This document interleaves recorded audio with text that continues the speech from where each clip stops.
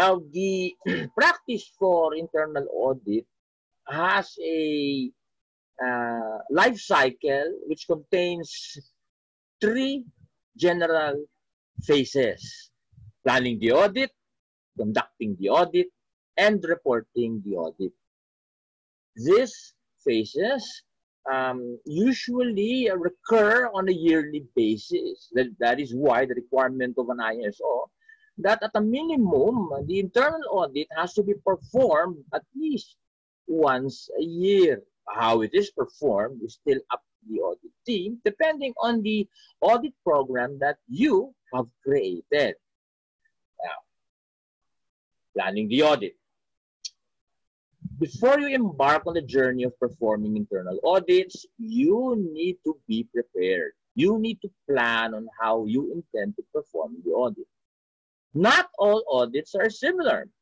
Sometimes the organization may require a standard audit just to identify if the management system in place is working for the organization or not. Sometimes the organization may request an emergency audit due to the realization that the system does not provide its proper objectives and targets as expected by the business. So in doing an audit, we need to understand first why we intend to do the audit, for whom we will perform the audit, what would the audit contain, and what will be the coverage of our audit. In planning the audit, we have the following items. We need to understand the organization, your company. We need to determine its scope. We need to establish our audit process, our program, our team, our schedules. We need to prepare our toolkits and materials for performing audit, like the audit plan, the notices, the checklist, and we need to learn on how to perform or implement the actual audit. Gaining information. In any ISO, it was mentioned that the management system was established based on its organizational context, meaning that the management system must understand what this organization is all about, its process, its services, its products. In the case of an internal audit, they are required to have that same understanding. Plus, a better understanding on how the management system has been implemented or was established. The internal audit must understand known issues and problems of the organization, probably review previous audits, whether it's first party, second party, or third party, understand current standards and certification that the organization is holding, and know all the processes, products, and services that your organization is offering. The turtle diagram would be a very helpful item at this point in time. Once you have understood what your organization is all about, the internal audit team must determine the audit scope. The audit scope gives you a window of what the coverage for performing the audit will take. It helps in audit planning because if you understand the scope, you will know how many auditors you need, the timeline, the durations that you require, and the areas that you intend to visit. It must be clarified on the scope of where and how your audit will be performed. You should consider physical locations, organizational units, and understand how many activities and processes the organization is currently implementing. In some cases, organizations have an ISO only for a small scope, like the head office only. In other cases, implementation for ISO may entail enterprise-wide scope, which means the head office, including the 300 branches. This must be understood clearly by the internal audit team so they can plan a more suitable and effective way of dealing with the audit for the organization. Now, knowing your scope will give you an understanding of what you intend to bring forward. Your audit team. The question of how many auditors you need depends on the scope. If I'm going to audit one process, then obviously I only need one person to perform the audit. But if I intend to audit an enterprise-wide implementation of the system, then probably I need more than 20. It depends on the number of organizations that are involved in your scope. Team size and duration depends on a few items. This would be the size of the implementation of your management system or the complexity of the organization, the standard being applied, and the 9001 is pretty obvious, only contains 10 mandatory sections, but other standards have a little bit more lengthy content.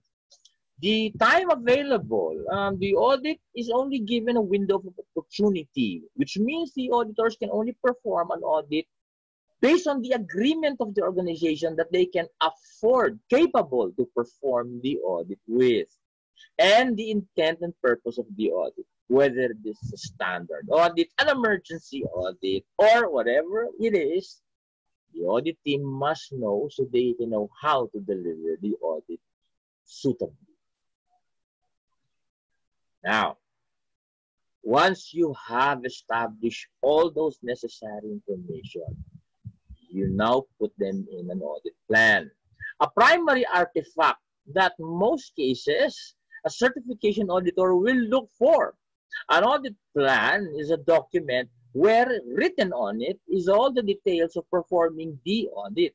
The audit plan will contain itineraries, roles, responsibilities, areas to be covered by the audit. It should be for a year's basis. You can have your audit one time a year, or you can spread out quarterly or monthly and chop all the requirements accordingly. This depends on the audit team. The audit plan, understandably, should contain the agreed scope, the purpose and objective of the audit, its criteria, and all related documents, the dates and places where you intend to perform and conduct the audit, the processes, units, sites, activities, projects that are involved in the audit, an estimated duration for how long the activity will take, and who the auditors and who the auditee will be. The audit plan is shared across the organization, signed off by internal audit team, and should be notified across all involved entities. Now, once you are ready to perform an audit, you need to prepare your toolkits. An auditor can bring anything he needs to perform effectively the audit. This includes the famous checklist. You can create your own checklist, or you can probably download from the internet since there are a lot of people sharing checklists. If you do have a checklist for the 9001, that would be a great tool to help you perform the audit. But definitely your organizational activities are for your organization alone. The checklist for what your organization has is what the internal audit team must develop. You use audit checklist as a guide and to manage your time in performing the audit. It actually helps you remember certain requirements so you will not overlook these requirements. In preparing for checklist, you also need to know your techniques in performing audit. The audit team must learn a few tricks on how to perform an audit. You need to know how to put people at ease, or they will contribute to you all nonconformities even if you do not ask for them in the first place. If you do ask questions, they will willingly and truthfully, honestly answer what the results are. You need to know how to provide proper feedback. You are the auditor. And the one thing auditors don't want are auditors who do not respond on how they answer their questions. You need to show interest, nod from time to time, and show that you whether agree or not agree on what the statements are made. You need to read their signals. Some auditees have the tendency to lie. And in lying, the auditor may not get to the bottom of what the requirements criteria would state. whether it is conforming or not. You need to understand whether the auditee is truthfully answering you, hiding something, or actually did forget what he intended to show you. By learning how to read the signals, you will understand how to handle the audit when you conduct the activities for audit. This is planning the audit. Now, the next phase, conducting the actual audit. Time comes when your plan is now in effect. The window of opportunity for audit is now at hand. When you perform an audit, you need to perform the following activities. The opening meeting, perform the actual audit, remember to validate and agree the findings, review all your collective information with your audit team, and provide feedback with the auditees. The opening meeting is an important item, although it is optional for an internal audit team. But the reason why auditors practice this professionally is the opening meeting paves way for performing an effective audit. The opening meeting shows what your intentions are, who your audit team is, and the plan that you intend to undertake. You actually are given the opportunity to explain how you will perform the process and set the expectations of the auditee. Definitely, auditees will have questions regarding your audit. This is an opportunity for you to answer all those queries regarding your audit. And definitely, the opening meeting is to state your intent so you can get the auditee's cooperation in your conduct of an effective audit. Now, once the audit of the opening meeting is performed, it's time to perform the actual audit activities. In performing an audit, it is not that complicated. You do an ocular or a tour visit.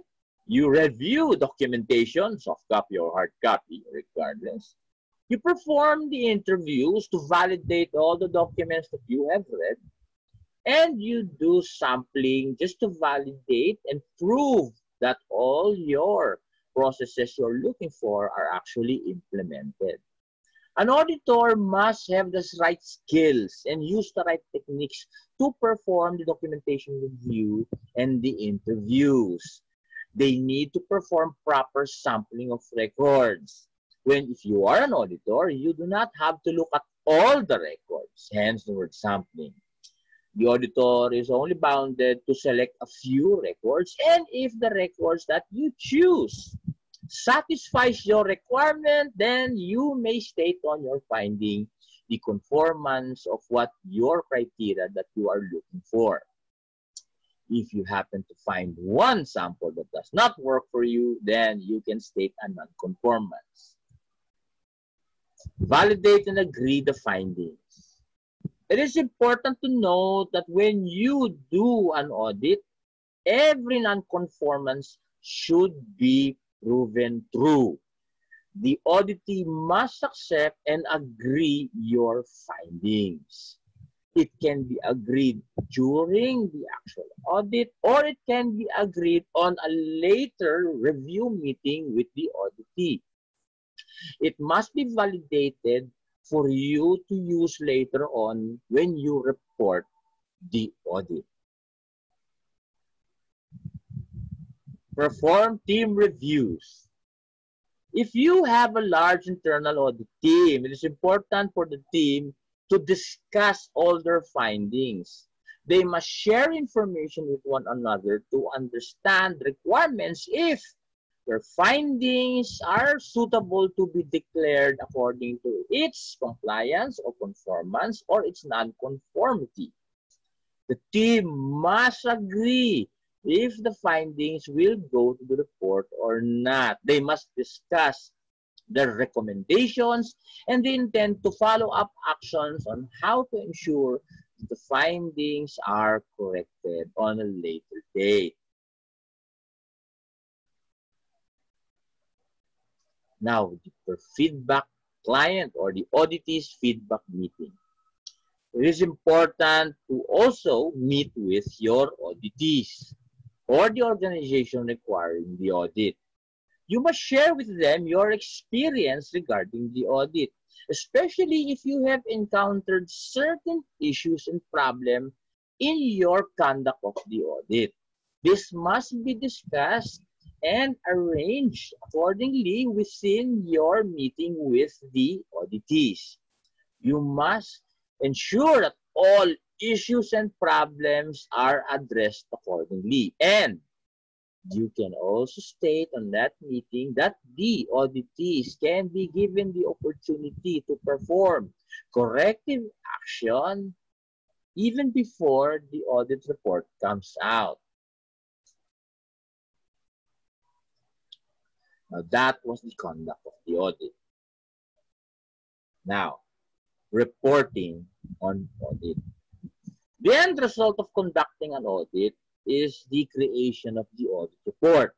That pretty thick document where you find all, for most cases, non-conformances. True enough, the audit report will contain good points regarding conformities. But historically speaking, the audit report does contain, as a major part of it, all the non-conformances of the organization. Reporting an audit requires you to perform a few things: to write up all nonconformities, classify these nonconformities, compile and finalize the audit report, and perform the closing meeting. In writing the audit report, it is important to note a few items. If you intend to write nonconformities, first and foremost, they must be true, factual, and definitely objective. It is a no-no to have subjective statements within your audit report. Conformities must be clear and concise. It must explicitly state the criteria and your findings of why it did not conform, including the evidence that you find proving its non-conformance. You must identify the specific standard requirement clause, if you are using an ISO, to identify which requirement of the standard you do not comply with. Findings must be locatable not only by your team, but including the certification audit team. If the certification body cannot find or trace your relationship of your finding with other references, then you will have a problem with your audit. To find the exact instance, we need to ensure that we can prove this non-conformance with objective evidence. Each finding must be traceable, hence the requirement for a unique identifier. Each finding must be categorized accordingly, and the audit report must be, in the end, accepted and signed by the organization or the auditees. Now, classifying nonconformities. In the best practice world, there is only two kinds of categories: minor and major. It was explained earlier by John what minor and major is. But to repeat again the definition for what it is, a minor is a nonconformance based on a single lapse regarding a requirement of your criteria, the criteria you are looking for. So if, for example, you have 5 steps in a process and you discover that step 3 is not being performed, that single lapse will be recorded as a non-conformance for that requirement. This is minor. Now, what is major? A major is the absence, a total absolute absence of the requirement. If you are looking, for example, for a payroll process and you could not find a documentation at all, or even the proper practice of a payroll process, then this would be a major nonconformance. Sometimes your requirement from minor might incur several numbers of minor nonconformance. If you have so many minor nonconformance on a single requirement, this upgrades your requirement to a major nonconformance, because a major nonconformance also contains failures in the implementation of the requirement. Now, the actual audit report. The audit report is a formal, factual, agreed record of your conduct of the audit. It includes all the information to state your current or previous audit activity, including all the good points, which means the conformities, the non-conformities, your observations, your recommendations for corrective actions, your interactions with the auditees, the plans, the timescales, your summaries and conclusions, and your follow-up plan.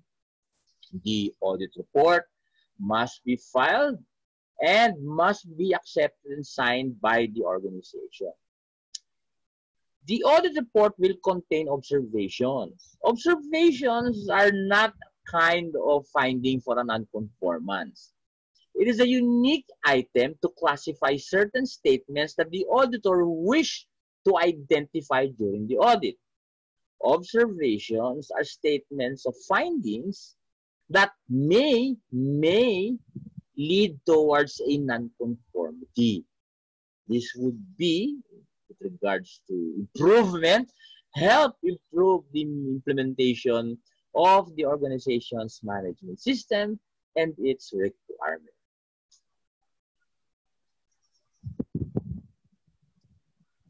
Now, lastly is the closing meeting. Once you have performed your audit, the last activity for your audit window would be the closing meeting. The audit team must now present their findings to the auditee, submit the audit report.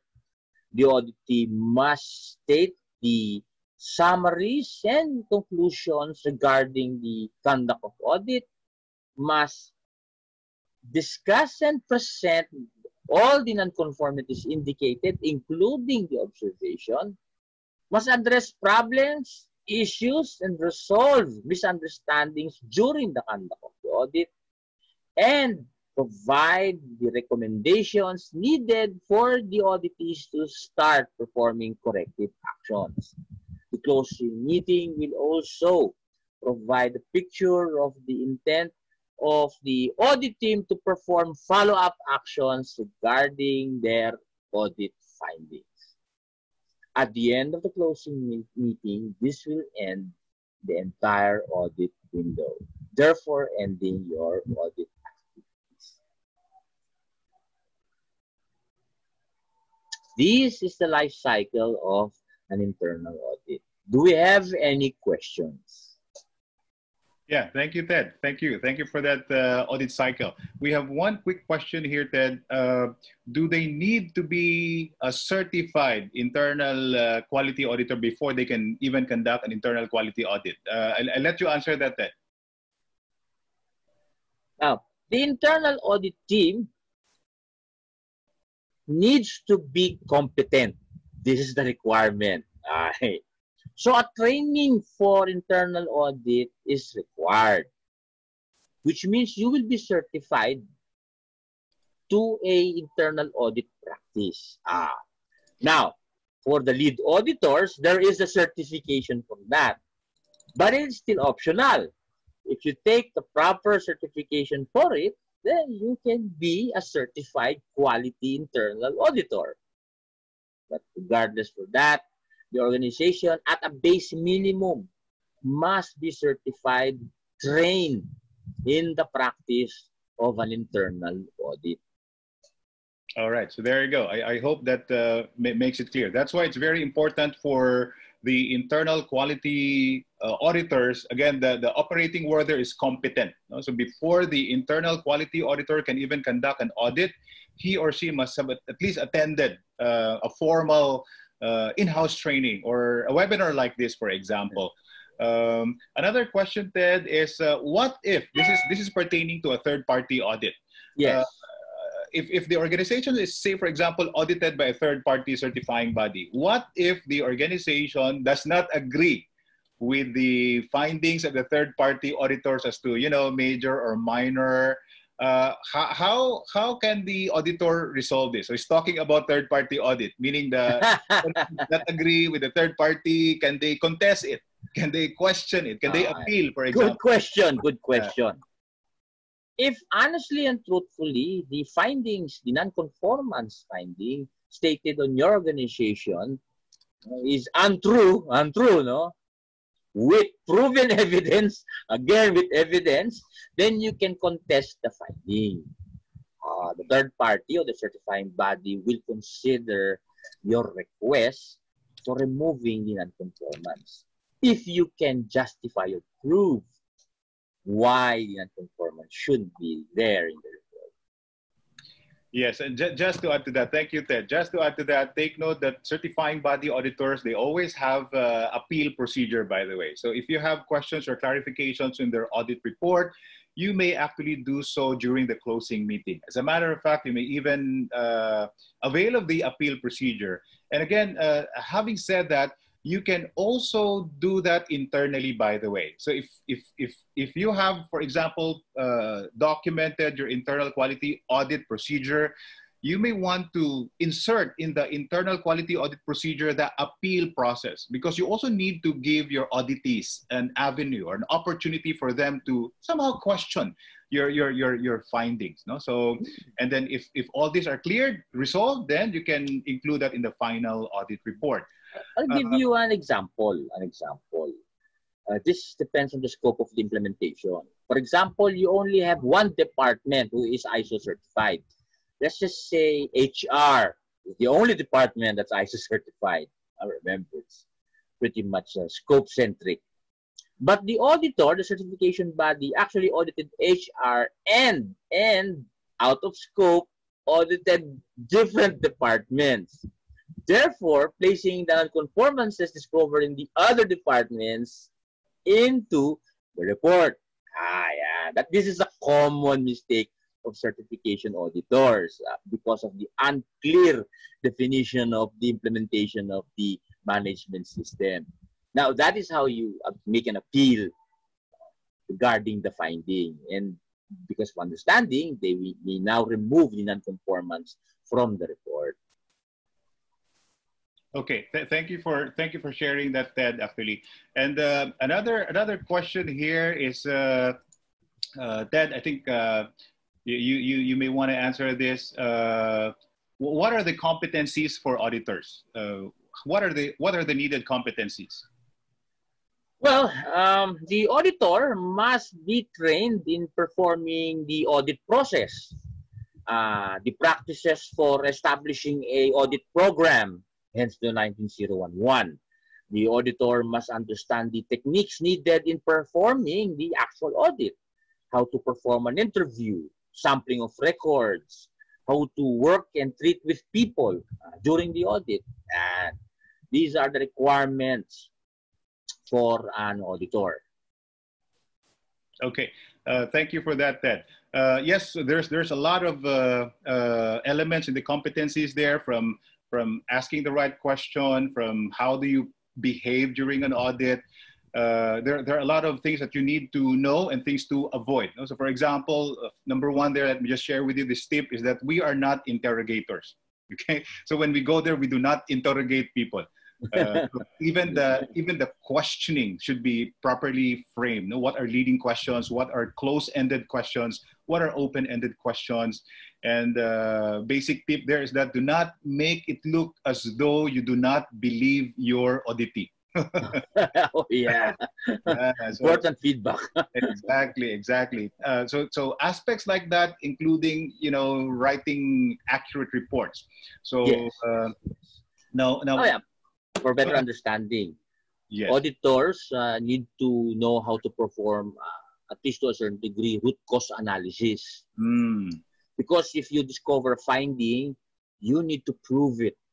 And if you could not find the evidence, you need to know where the source of the non-conformance comes from. So it's important that that competency is instilled in an auditor. Yeah, that's right. I think most of the questions here, Ted, are related to how do they really gain these competencies. Now, I understand this is a short webinar. This is a 1 hour webinar that has overshot the time frame. But anyway, since you asked many questions, we're actually, Ted and I are hosting this full-blown course on July 9. So maybe you'd like to take note of that. That's on July 9. And so we're hosting this full-blown course. That's going to be with workshops. We're going to send worksheets, and it's with an exam. So when you attend that course, you have to take the exam, and then it's a first-party certification course. No, so I'll let Mike send you the invites there if you'd like to attend. So that's on July 9. And so the question here is, there's another question here, Ted. Can the management representative do system audit? Ted, you want to do the honor? Okay. Definitely no.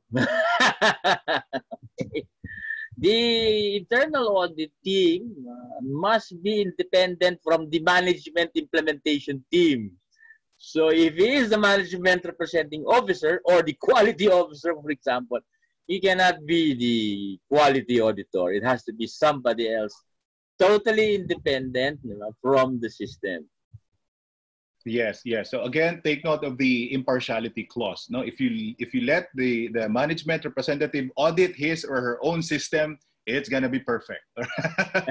That's a risk. Yeah. Being biased is the risk, and all auditors know that. Why would I shoot myself on the foot anyway if I'm auditing my system? So don't do that. No, so as a matter of fact, you let the lead auditor do the system audit, and there's another question here.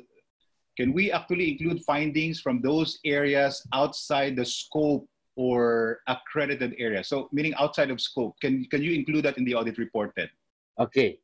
Now, being an internal auditor, internal, just to clarify on that point. Being an internal auditor, primarily, you need to check the compliance of the system based on the scope of the implementation. But it is optional that the audit team may perform audit outside of the scope since they are only working within the organization. Probably the purpose for auditing outside of scope is to understand, again, how to improve the rest of the organization outside of the implementation scope. But yes, you can do that as an internal auditor. Yeah.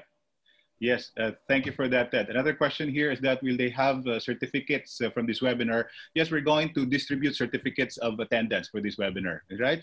All you need to do is click on the link. It's in the chat group. You need to fill up an exit poll or exit survey. We also wanted to know what your thoughts are about this webinar. Maybe you can share topics you'd like to discuss with. We're doing this every Thursday.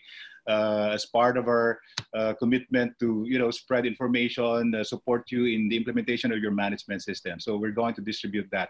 And I think a lot of questions here, Ted, about how can they attend the full-blown course. So that's on July 9th. That's one full day. I let Mike communicate with you on that and send invites. There's a very good question here, Ted. During this COVID pandemic, how do we go about the conduct of internal audit? Would you like to hear that? Interesting. Audits are not limited to physical visits. Audits can be performed remotely. The use of technologies to perform audit is a good opportunity in order to maintain your audit plans and to conduct effectively the audit. So you can do remote audits using messaging systems, voice over IP, or even video conferencing tools. You can perform audits that. Yes, so that can be actually conducted. And just to share with you what we're doing from our end. So we've been auditing our clients off-site actually. Now that's a very good question. So here's a tip, for example. ensure that all the documents are submitted to the auditors way ahead. So that's number one, all right? You have to make sure that at least secured PDF or controlled copies of the manual, procedures, work instructions, forms, and records are scanned and submitted to you as an auditor. So we do the audit like this, for example, just like what you can see in the screen right now. And while it may not be 100%, we can still do the interview, verify, validate documents, and again, come up with audit reports. No? So like they all say, you need to adapt to the new normal. And apparently this is the new normal now. So even third-party audits, well, most importantly, first and second party audit are conducted via, this video conferencing. Okay, yeah, we just shared on the screen that that's on July 9th. So if you'd like to attend, yeah, you may feel free to do that. Let me check, are there any other questions here? So just a follow-up answer to that scope. I think it was explained by Ted already. No, you cannot. Ted, what was that? We have to stick within the scope, right? Well, primarily you should stick within the scope, but it's an option to go outside the scope as long as you are an internal auditor only. Yes. So for internal audit, you're kind of flexible on that. Take note of the audit trail, right? There's what we call an audit trail. If the audit trail leads you outside of the scope, you may feel free to actually verify. For example, the scope of the audit is just 5 departments. All right. And then during the audit, you found out that one department, which is not within the 5, may also be at risk of non-conformities. Let's say, for example, the quality control or warehouse or motor pool was not included in the scope. As an internal auditor, you may actually include that in your audit trail. Or if you couldn't do that in the present audit, you may include that in the subsequent audit. All right. So take note that the audits can be, there will of course be subsequent audits, no, that you can do. Yeah, I think that's it. Another question here is why do we need to notify the auditee, or is it a surprise audit? Okay, there's no such thing as a surprise audit. You need to notify the auditee. Because if you plan to audit them specifically on a date that you wanted to perform the audit, then you need to notify the auditee so they will be available on the day you arrive. Because if you do not notify them, you arrive and then the auditee is not there, then it will be a failed conduct of the audit. Right. You did not perform your audit. Yeah. You need to notify them in advance.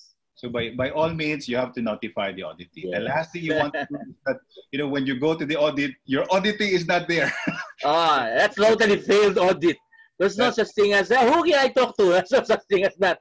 Nobody will move forward to that. That's good. My take on that, Ted, is that, you need to notify the auditee ahead of time so that they can file their leave of absences. Yeah. Yes. Oh, here's the good thing. Yeah. Remember the opening meeting.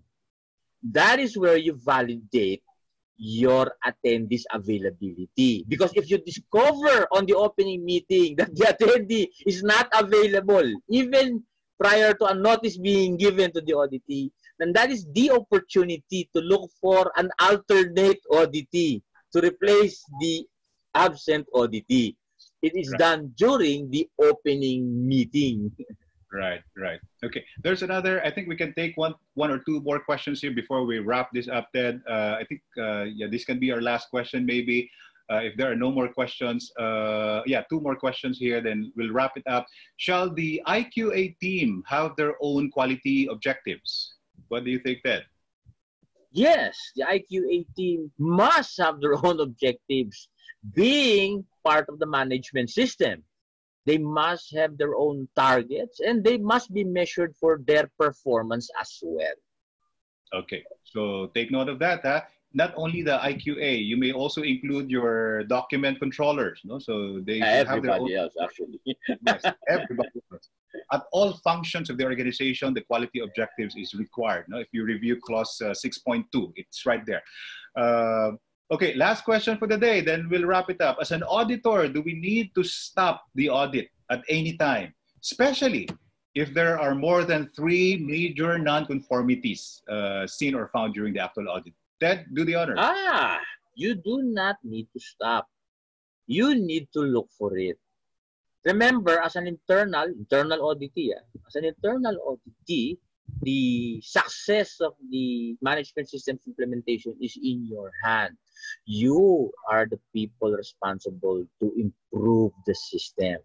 So do not stop when you find 3 or 4. You must continue to look for more. Ika nga, the more, the merrier. Right. That is true. I certainly agree. My take there is that you may have to abort the audit if you found out on the document criteria that is really inadequate. Then right there you may abort that, no? Because again, in the first place, there's nothing to audit, only on the adequacy of the documents. But if the documents are in place, compliance is there, you're auditing effectiveness of implementation, you need not stop after finding 3 major NCs. No? You need to explore what they're mentioned. Yeah. So take note that you're auditing now the effectiveness of the system. So, all right, it's 10:28, and you guys are still there actually. We would like to thank you all. I know everyone is busy working at home, so thank you for joining this webinar. Thank you for taking the time out of your busy schedule, joining us in these webinars. You may attend our free webinars every Thursdays, by the way. So next Thursday, we're doing root cause and latent analysis. So if this would interest you, you're all very welcome to join this. And we're going to talk about different tools and techniques on how do we conduct root cause analysis, which is of course part as well of our internal audit. And all right, I think that's all we have. Ted, hats off to you. Fantastic job you have right there. Thank you so much. Thank you to everybody. Thank you. Thank you to everyone. You please keep safe, and we can all grow through this pandemic, as we all say. So have a nice day. Enjoy the rest of the day. Mike will be communicating with you on the certificates of attendance, and if you can kindly please take some few minutes to fill up the exit poll again. Thank you very much. It's been a pleasure. Have a great day. Thank you very much. Thank you very much.